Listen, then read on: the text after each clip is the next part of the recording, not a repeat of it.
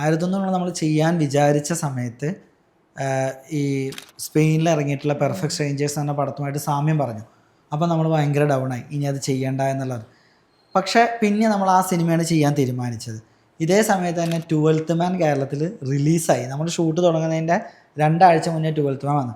12th മാൻ ശരിക്ക് ഈ perfect സ്ട്രേഞ്ചേഴ്സിൻ്റെ inspire ആയിട്ടുള്ള സിനിമ. അപ്പോഴും നമുക്ക് ഭയങ്കര ടെൻഷനാണ്, അയ്യോ ഇത് പടം വന്നല്ലോ എന്ന്.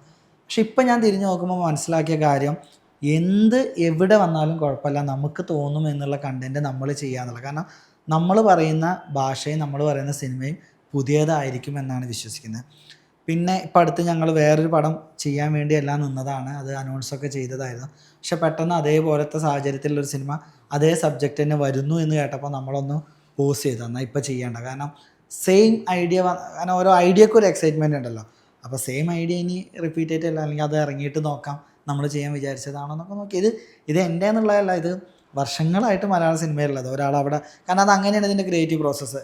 ഇത് ആർക്കും ആലോചിക്കാമല്ലോ, ആരുടെ ഇമാജിനേഷനിലോ.